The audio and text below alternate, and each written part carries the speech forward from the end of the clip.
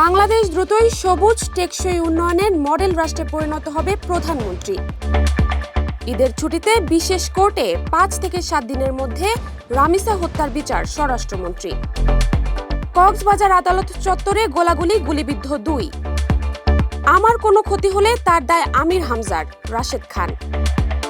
ট্রাইব্যুনালে মামলা চলমান অবস্থায় এমন এসটির হস্তক্ষেপ উচিত না, চিফ প্রসিকিউটর।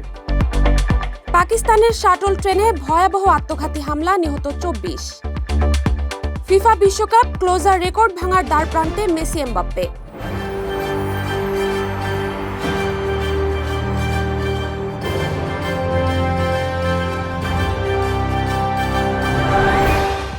দর্শক, আমন্ত্রণ জানাচ্ছি নাগরিক প্রতিদিন নিউজরুম ইনসাইড থেকে। সঙ্গে আছে আমি জাহারা জেবিন তন্নি। এতক্ষণ শুনছিলেন সংবাদ শিরোনাম, এবার জানিয়ে দিব বিস্তারিত। দেশের বিদ্যুতের সমস্যা নিয়ে সংসদের পরবর্তী অধিবেশনে সমাধান করা হবে বলে জানিয়েছেন প্রধানমন্ত্রী তারেক রহমান। রোববার এক অনুষ্ঠানে একথা বলেন তিনি। তারেক রহমান বলেন, পার্লামেন্টে হবে সকল সমস্যার সমাধান। সরকারি প্রজেক্ট, নেম ভবন, ব্যক্তি পর্যায়ে কলকারখানা, সেচ ব্যবস্থাপনায় সোলার সিস্টেম ব্যবহার করতে চায় সরকার। প্রধানমন্ত্রী আরও বলেন, 1 দশকে বিশ্বব্যাপী সৌর বিদ্যুতের উৎপাদন ব্যাপকভাবে হ্রাস পেয়েছে। ফলে সৌরশক্তি এখন কেবল পরিবেশ বান্ধব নয়, অর্থনৈতিকভাবে অত্যন্ত কার্যকরী একটি সমাধান। আজকের এই প্রকল্প সেই বৃহত্তর যাত্রার অংশ। রাজধানীর মিরপুরে শিশু রামিসা ধর্ষণ ও হত্যার ঘটনায় ঈদের ছুটির মধ্যে বিশেষ কোর্ট বসিয়ে 5 থেকে 7 দিনের মধ্যে বিচার করা হবে বলে জানিয়েছেন স্বরাষ্ট্রমন্ত্রী সালাউদ্দিন আহমেদ। রোববার এক সংলাপে তিনি একথা বলেন।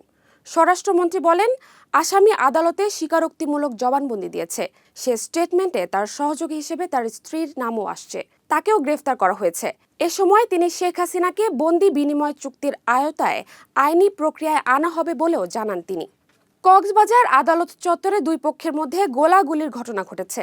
এতে স্বেচ্ছাসেবক দলের 2 নেতা গুলিবিদ্ধ হয়েছেন। গুলিবিদ্ধ স্বেচ্ছাসেবক দলের নেতারা হলেন মহিউদ্দিন ও রনি। এই ঘটনায় মোট 5 জন আহত হয়েছেন। রোববার কক্সবাজার জেলা ও দায়রা জজ আদালত প্রাঙ্গণে এ ঘটনা ঘটে। পুলিশ জানায়, কক্সবাজার সদরে ঝিলংজা ইউনিয়ন বিএনপির সাধারণ সম্পাদক লিয়াকত আলী মেম্বার তার সহযোগীদের নিয়ে মামলায় হাজিরা দিতে আদালতে যান। হাজিরা শেষে বের হওয়ার পথে তাকে লক্ষ্য করে প্রতিপক্ষের লোকজন গুলি চালায়। আমার কোনো ক্ষতি হলে তার দায় আমির হামজাকে নিতে হবে, এমন মন্তব্য করেছেন বিএনপি নেতা রাশেদ খান। ওয়াজ মাহফিলে আমির হামজার বক্তব্যকে কেন্দ্র করে রোববার নিজের ভেরিফাইড ফেসবুক পেজে দেওয়া এক পোস্টে এ মন্তব্য করেন তিনি। আমির হামজার ওয়াজ মাহফিলে দেওয়া বক্তব্য তুলে ধরে তিনি বলেন, আমির হামজা বলেছিলেন তার 14 গোষ্ঠী আওয়ামী লীগ। শেখ হাসিনা যে স্বপ্ন দেখেছে সেটি বাস্তবায়নে যে কাজ করবে না, সে যেই দলেরই হোক, সে জাহান্নামে যাবে।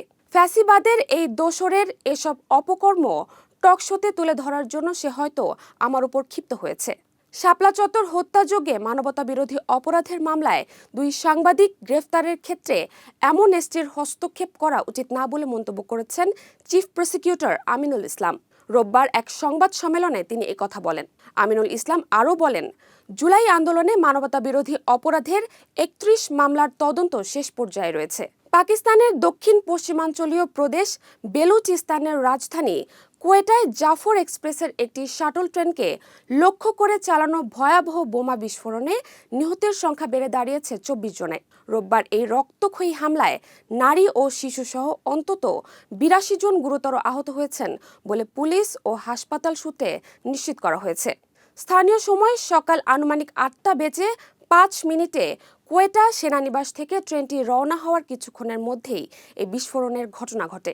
ফিফা বিশ্বকাপ ফুটবলের সর্বোচ্চ গোলদাতার সিংহাসনে বসে রয়েছেন সাবেক German footballer Miroslav Klose. Greatest show on earth খ্যাত এই টুর্নামেন্টের 4টি আসরে অংশ নিয়ে রেকর্ড 16টি গোল করেছেন তিনি। 2 বিশ্বকাপে 10টি গোল করে তারই সতীর্থ থমাস মুলারও একসময় ছুটেছিলেন এক্সপ্রেস ট্রেনের মতো গতিতে। সে রেকর্ডে এবার ভাগ বসাতে পারেন মেসি ও এমবাপ্পে। 13 গোল নিয়ে ক্লোসার কাঁধেই শ্বাস ফেলছে লিও। ফ্রেঞ্চ স্ট্রাইকার কিলিয়ান এমবাপ্পে এর মধ্যে করে ফেলেছেন 12 গোল। দর্শক, এই ছিল নাগরিক প্রতিদিন নিউজরুম ইনসাইড থেকে সর্বশেষ। পরবর্তী সংবাদ দেখার আমন্ত্রণ জানিয়ে বিদায় নিচ্ছি। সে পর্যন্ত ভালো থাকুন, সুস্থ থাকুন।